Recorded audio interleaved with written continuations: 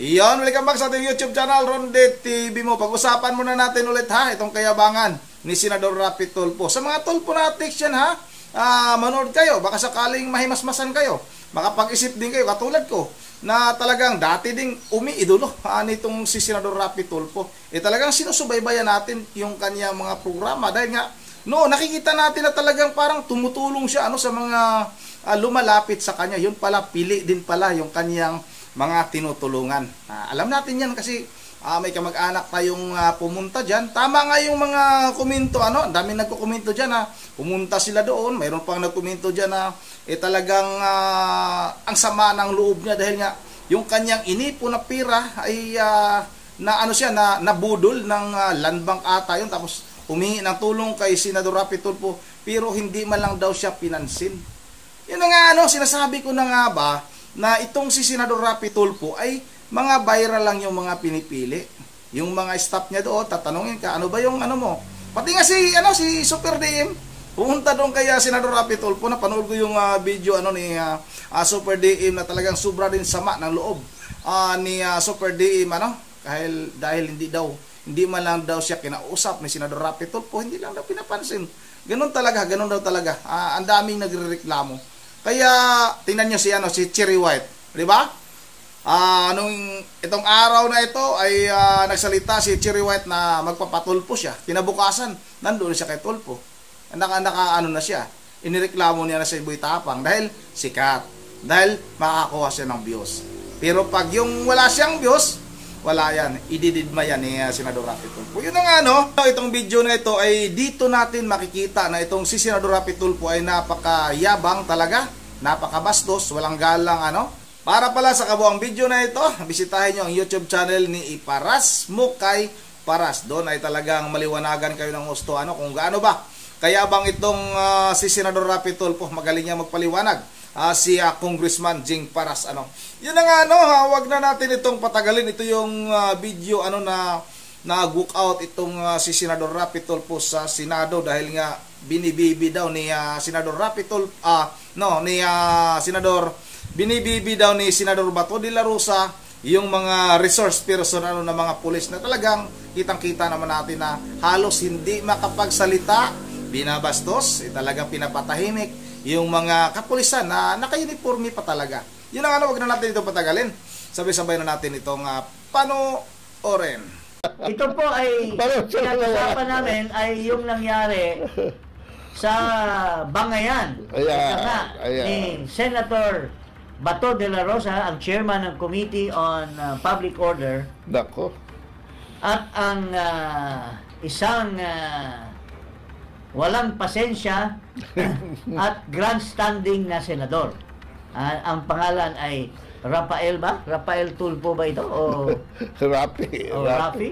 O Paeng, baka si Chupaeng to. Si Paeng Tulfo. O Paeng Tulfo. Tulfo. Tulfo. Siguro panoorin muna natin. Panoorin natin ang nangyayari dyan sa Bangayan na yan. Mr. Chairman, yun na, very clear na dito, established na rito na nung last hearing, we were all here. At sinabi nila, they were serving warrant. Remember? Meron siya hawak ng warrant. Sinabi nila. Hindi rin sinabi na may hawak silang warrant, ha? They were serving warrant. Ang sinabi nila dito. Nagsabi ba kayo na hawak niyo warrant?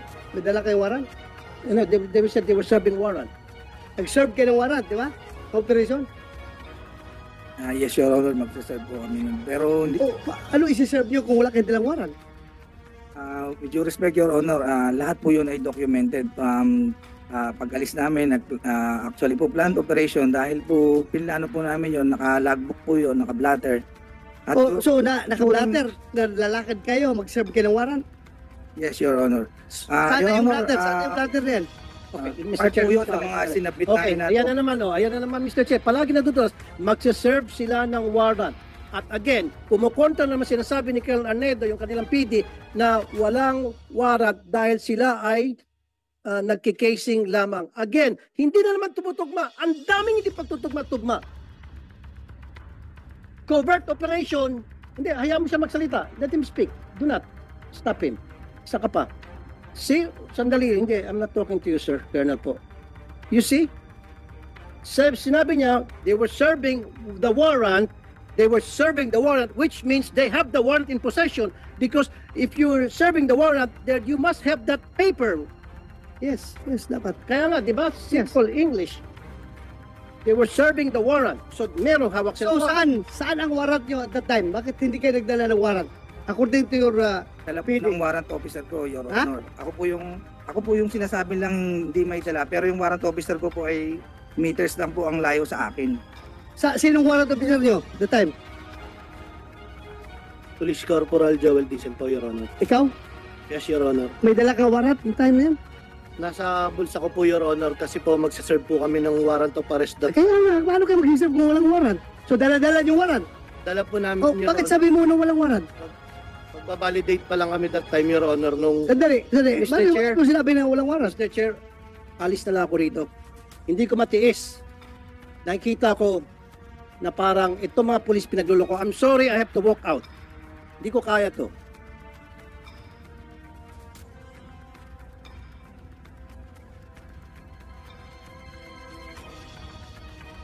Dahil patuloy tayo. Tuloy. Hindi lang itong tulpo na ito.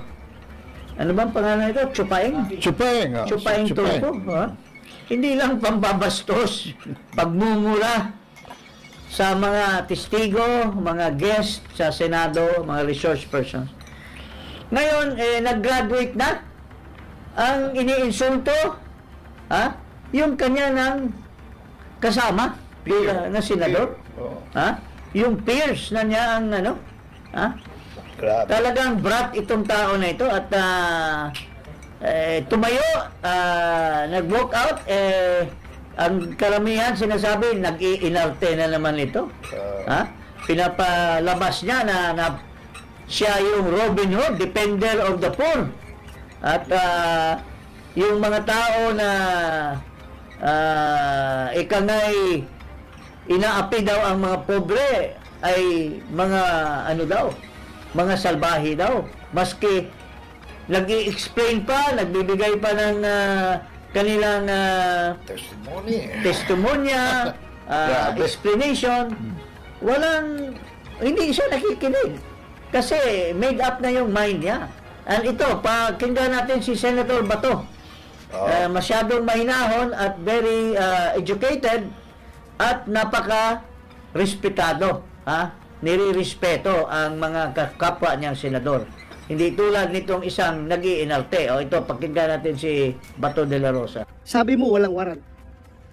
Sir, based doon sa report, sir, pagbabalidate nga sila, ang warrant of arrest is nasa warrant officer, sir, which is not part of the validating team. Yun nga, dapat pinintindi nyo kasi ito, Tolpo, na ang may hawak ng warrant, yung warrant officer. Ay, sir. Sila, intelligence officer, nagsusurveillance sila kung nandoon yung subject. Di ba? Yes, sir. Kasi pag-serve ng warrant, siya na magsiserve ng warrant. Yes, Your Honor. Naintindihan ko kayo. Yung procedure na yan, ginagawa ko yan nung panahon ko. Ganun man talaga. Magsiserve ka ng warrant. Alangan naman, magsusurveillance na kayo uniforme. Bulabog na kayo. Layas na yung subject niyo kung naka-uniforme. Ganun lang yun. That's one.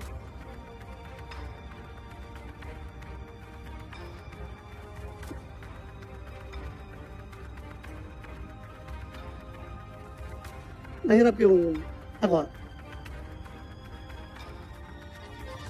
Daw the worst thing na sabihin sa akin, binibibaby ko kayo. Ay hindi ko matanggap-tanggap yan. Na binibaby ko, what's the use of me being the chairman of this committee kung ibibig ko kayo? For the record, wala naman siguro makapagsabi dyan na sino pinakamaraming na-contempt na pulis dito sa Senado? Kaninong komite pinakamaraming na-contempt na pulis at saka mga witnesses? Ako. Kaya wala ko pakialam kung sino kayo, kung dati ko kayong tao, basta kamali kayo, mamalasing kayo sa akin. Pero pag kayo naman ay gumagawa ng tama, hindi na ko papayag na mawalang hiyain kayo. Di ba? Fair lang tayo dito. Fair. Ayaw ko sabihin, porque dati akong pulis, bibibihin ko kayo? No. record shows. And record will vindicate me na ako ang pinakamaraming pinakulong na pulis dito sa Senado. Ako ang pinakamarami. Pero record shows also, kapag nakita ko ng pulis ay totoo ang sinasabi, ay by all means, dipinsahan ko rin yung pulis. Di ba? Bakit naman na wawalang hiyain yung pulis kung dapat hindi dapat walang hiyain? Ganun lang ako, fair lang ako dito. Wala akong pinapaboran dito. The most insulting action is for that kasama mo dito, mag-walk outan ka. Anyway, that's his prerogative. Kung ayaw na niyang makinig sa hearing, kanya na yan. The most insulting action by a colleague to another colleague is walking out. Yeah. And sabi ni Bato, hindi naman pwede yan, pambabastos yan sa mga resource persons. At without saying, pambabastos na rin yan sa kasama mo.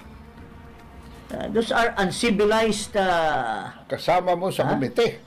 Uncivilized way of doing things.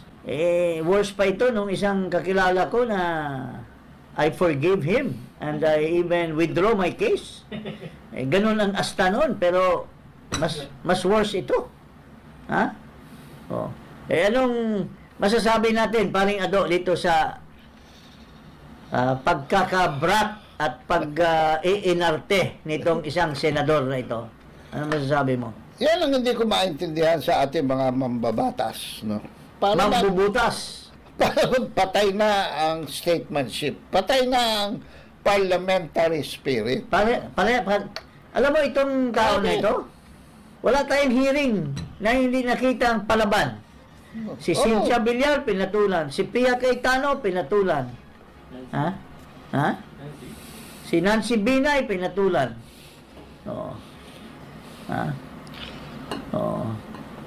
At ito na naman si Ginoong Bato de la Rosa. At hindi pa natin malalaman kung sino-sino pa in the future ang papatulan nito sa pag-iinarte nitong tao na ito. Parang ano masasabi? It might be a personal choice on his part. Pero pag ako senador at may programa ako sa YouTube o biski sa radyo, siguro hindi na muna ako magpuprograma. Kasi yung hearing niya nag-i-extend dun sa media. That brings us to the issue of conflict of interest. Mayroong isang instance dito kay yung director ba or supervisor ng PUBG na in-interview niya. Tinatakot niya sa labas. In-interview niya sa radio program niya. Since ayaw dahil naghintay pa ng go signal. Siyempre may amo yun yung secretary. Yes. Sir, hindi mo na sabi niya, sige. Magpapile ako ng resolusyon, i-contempt kita. Sa Senate, i-contempt kita. Ikaw ang personalistahan ko, sabi pa niya. Radio program yan.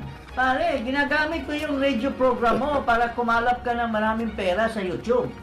Pinapapopular mo yung And that's conflict of interest when you use your influence and power as senador para takutin mo yung mga you're using your power to enhance your career as an announcer.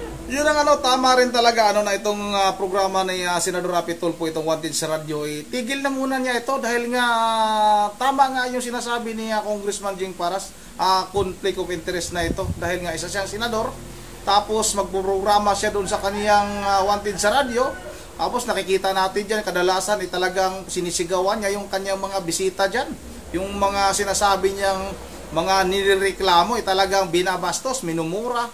Pagdating nga sa Senado, ganoon na rin yung kanyang asal.